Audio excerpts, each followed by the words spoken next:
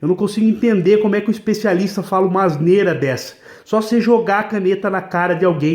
Isso aqui é um grupo tático, é para mandar EDC, vídeo de review, técnica ninja, torção, projeção, arremesso!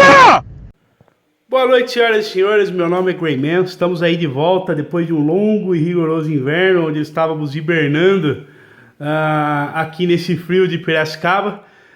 Estamos de volta e hoje nós vamos falar sobre canetas táticas com foco em defesa pessoal, tá? Que tipo de características você tem que observar numa caneta ao escolher uma entre as opções do mercado, né? E ao final vamos demonstrar aí para vocês um exemplo de técnica de defesa pessoal utilizando canetas táticas, tá? A primeira coisa que nós vamos observar na caneta é a robustez dela. Essa sem dúvida nenhuma é importante. Se a caneta não resistir à pressão, à energia exigida durante o combate ou durante o uso de defesa pessoal, ela não só pode machucar a tua mão, o que é péssimo numa situação de defesa pessoal. Você precisa da sua mão íntegra para continuar sempre se defendendo e golpeando, por exemplo.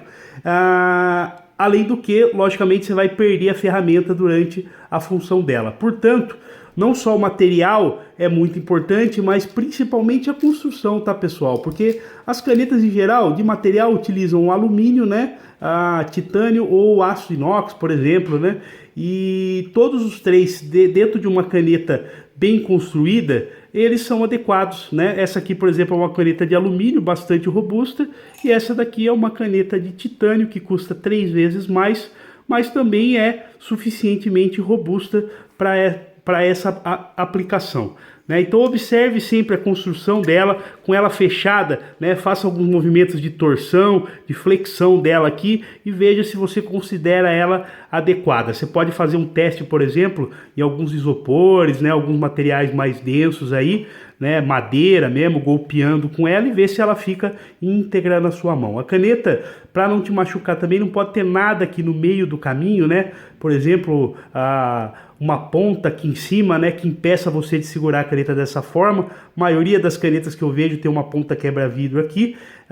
Isso impede você de segurar na empunhadura reversa dessa forma, por exemplo, né? E aí você é obrigado a segurar com a martelo, o que pode não ser suficiente, né? A caneta pode deslizar na sua mão e aí você fica sem ponta para golpear, né? Então, assim, evitem esse tipo de caneta que tem essa ponta aqui em cima se o seu foco for defesa pessoal. Essa daqui, por exemplo, tem a ponta quebra-vidro aqui embaixo, de aço D2, né? E nada aqui em cima, o que eu posso golpear ela dessa forma, tá? Aproveitando o assunto, né? Tamanho da caneta é extremamente importante. Já vi vídeo de especialistas aí de YouTube, né, recomendando uma caneta de 11 centímetros, 11 centímetros e meio, falando que é excelente para defesa pessoal. Essa daqui, por exemplo, tem quase 13. Eu já acho pequena ou limítrofe. Imagina uma caneta que seja desse tamanho aqui, ó. Como que você vai golpear alguém? Eu não consigo entender como é que o especialista fala uma asneira dessa. Só você jogar a caneta na cara de alguém, né, para causar uma distração. Tirando isso, você não tem nem espaço suficiente para golpear alguém. Imagina uma camada de roupa grossa aí, uma jaqueta, alguma coisa. Você vai passar vergonha com a sua caneta.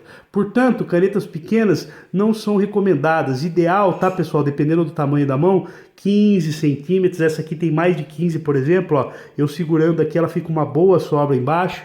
Essa aqui tem por volta de 15, pouquinho menor, mas ó, uma quantidade suficiente. E esse tamanho aqui de 13 centímetros, para mim já é pequeno, tá? Mas tá no limite ainda, dá para fazer alguma coisa aí dependendo do tipo de empunhadura que você utilize, sabre, reversa ou de indicador, como o Index Finger Grip, por exemplo. Tá? Então o tamanho também é extremamente importante, tá joia?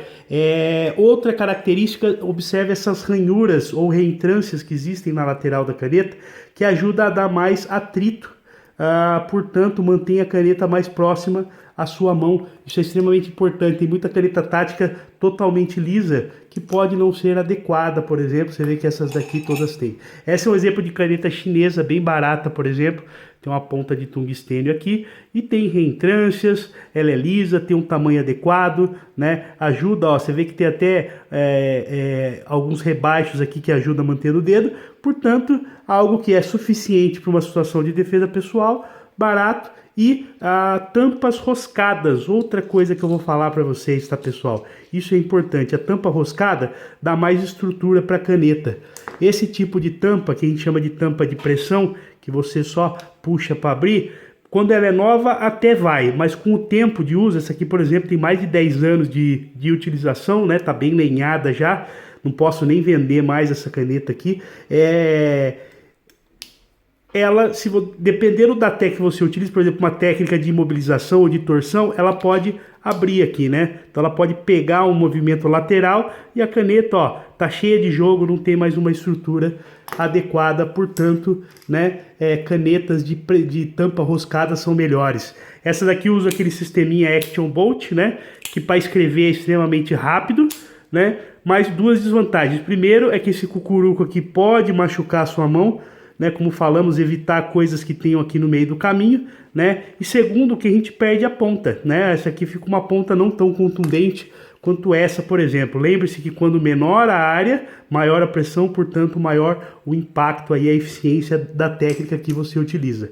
Aqui para a gente fechar o exemplo aqui, por exemplo, com o Botans, que tem a mesma forma de utilizar de uma caneta, né? Só não escrevem, por exemplo, esse aqui é uma ponta de tungstênio também, né, torneado aí com feitos de alumínio, e esse aqui sem ponta, mas ainda assim consegue exercer uma pressão bastante legal aí e eficiente, tá joia?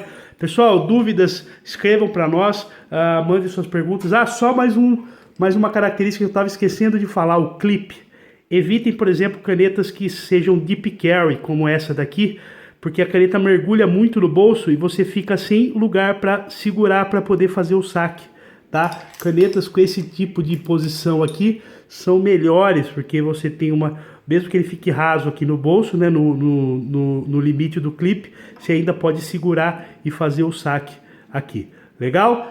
Dúvidas, perguntas, manda pra gente aí, manda um e-mail, um pombo correio, qualquer forma aí, manda foto da sua caneta, a gente ajuda aí você a selecionar da melhor forma possível. Legal, pessoal? Obrigado mais uma vez e vamos lá, voltando com força total, hein?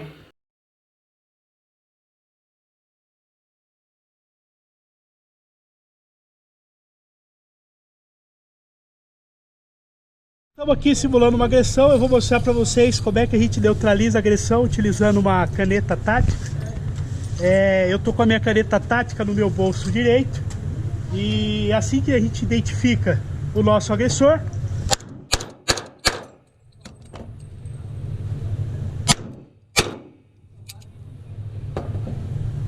feito isso, nós vamos pegar a nossa caneta tática e vamos identificar aqui, né, onde foram os espaços. Você pode cutucar o seu agressor para comprovar que ele está morto.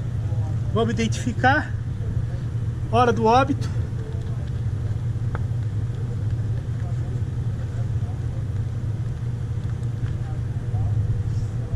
Agora são 1h50, 13h50.